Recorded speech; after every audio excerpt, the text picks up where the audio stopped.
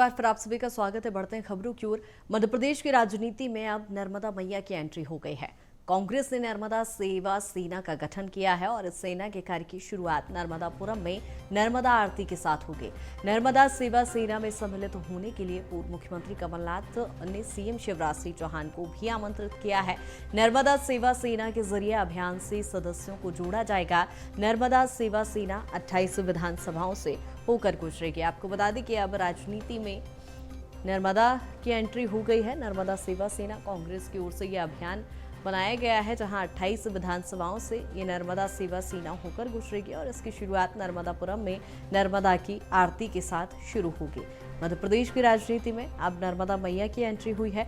आज से ही ये अभियान शुरू हो रहा है। नर्मदा सेवा सेना का अभियान आज से शुरू हो रहा है, जहां मां नर्मदा की आरती के साथ ये अभियान शुरू होगा।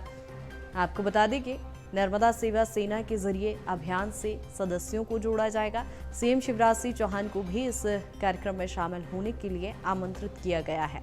28 विधानसभाओं से नर्मदा सेवा सेना होकर गुजरेगी, यानी साफ तौर पर मध्य प्रदेश की राजनीति में अब नर्मदा मैया की एंट्री हो गई है। नर्मदा सेवा सेना का अभियान आज से ही शुरू हो रहा है। और विवेक लगातार हमारे साथ बने हुए हैं। विवेक, क्या कुछ जानकारी? नर्मदा सेवा सेना अभियान आज से शुरू हो रहा है, क्या मायने निकाले जाएं इसके?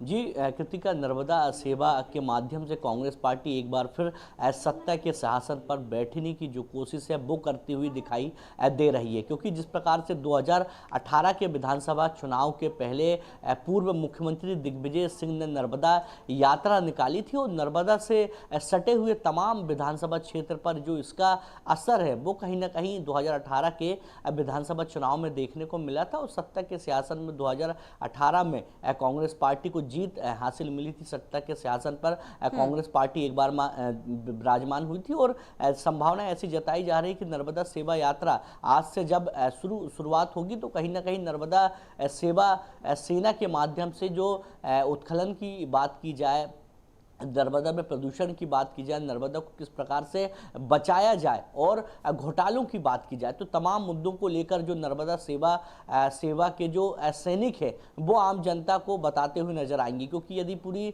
नर्मदा सेवा सेना की यदि बात की जाए तो ये जो यात्रा है करीब मध्य प्रदेश के 28 विधानसभा क्षेत्र पर प्रभाव डालेगी। साथ ही नर्मदा सेवा के माध्यम से जो कांग्रेस पार्टी है वो कहीं ना कहीं अपने कार्यकर्ता भी बनाते हुए दिखाई देगी। मगर कांग्रेस का साफ तौर पे कहना है कि यह राजनीति यात्रा नहीं है, केवल मां नर्मदा की सेवा करने की यात्रा है। अब चुनावी समय और चुनावी समय में कहीं ना कहीं इस प्रकार की यात्रा को एक चुनावी जो रूप है वो लगातार दिया जा रहा है। मगर नर्मदा सेवा की यदि बात की जाए तो जिस प्रकार से नर्मदा सेवा सेना आज से ही पूरे मध्य प्रदेश में ये अभी जो अभियान है उसकी शुरुआत करते हुए दिखाई देगा। जी बिल्कुल विवेक, धर्म और हिंदुत्व की राजनीति को लेकर हमेशा से बीजेपी पर आरोप लगते आए हैं, लेकिन अब कहीं ना कहीं कांग्रेस भी उसका सहारा लेती नजर आ रही है। बिल्कुल, कांग्रेस की यदि बात की जाए तो कांग्रेस ने रणनीति तय कर ली है कि किस प्रकार से 2023 के विधानसभा चुनाव को जीतने के लिए किस प्रकार से काम करना है। क्योंकि नर्मदा सेवा सेना की यदि बात करें कृतिका, तो करीब 28 जिलों से होकर ये पूरी जो यात्रा है वो निकलेगी और करीब 28 विधानसभा क्षेत्र पर इसका असर जो है वो देखने को मिलेगा। साथ ही बात की जाए नर्मदा सेवा सेना की तो कहीं ना कहीं जब ये यात्रा की शुरुआत आज से होगी मां नर्मदा की पूजा के बाद, तो कहीं ना कहीं जो आम जनता है उनको भी इस यात्रा से जोड़ा जाएगा। और साथ ही भ्रष्टाचार की बात की जाए, अवैध उत्खनन की बात की जाए, प्रदूषण की बात की जाए, तो तमाम मुद्दे जो हैं वो कहीं ना कहीं नर्मदा सेवा सेना के माध्यम से आम जनता तक पहुंचाने का जो काम है वो कांग्रेस पार्टी करती हुई दिखाई देगी। क्योंकि बात की जाए कांग्रेस पार्टी की तो कांग्रेस पार्टी ने साफ कर दिया है कि यह जो नर्मदा सेवा सेना है वो राजनीतिक यात्रा नहीं है, केवल मां नर्मदा को बचाने की यात्रा है। अब 2018 के विधानसभा चुनाव के पहले एक बार तस्वीर देखने को मिली थी मां नर्मदा की परिक्रमा लगाते हुए पूर्व मुख्यमंत्री दिग्विजय सिंह दिखाई दिए थे और एक बार फिर 2023 के विधानसभा चुनाव के नजदीक यानी 3 महीने बचे हुए कृतिका, उसके पहले एक बार फिर मां नर्मदा सेवा सेना, तो कहीं ना कहीं इसका जो प्रभाव है 2023 के विधानसभा चुनाव में पड़ते हुए दिखाई देगा। जी बिल्कुल, सीएम शिवराज सिंह चौहान को भी आमंत्रित किया है विवेक कमलनाथ ने। बिल्कुल, यदि यह पूरे नर्मदा सेवा सेना की यदि बात की जाए तो कांग्रेस का साफ तौर पे कहना है कि यह राजनीतिक यात्रा नहीं, जिसके चलते भारतीय जनता पार्टी की बात की जाए या प्रदेश सरकार की बात की जाए तो तमाम लोगों का कहीं ना कहीं स्वागत है और इस नर्मदा सेवा सेना से जुड़ सकते हैं, मां नर्मदा की सेवा कर सकते हैं। अब देखने वाली बात है कि मां नर्मदा के नाम पर जिस प्रकार से एक बड़ी यात्रा आज कांग्रेस पार्टी शुरू करने जा रही है, इसका जो असर है वो मध्य प्रदेश की सियासत पर कितना पड़ता है। जी बिल्कुल विवेक, जिस तरह से कर्नाटक फॉर्मूले की बात चल रही थी कि बजरंगबली के नारे तो वहां पर भी लगाए गए थे, यानी इस बार नर्मदा का सहारा कांग्रेस ले रही है।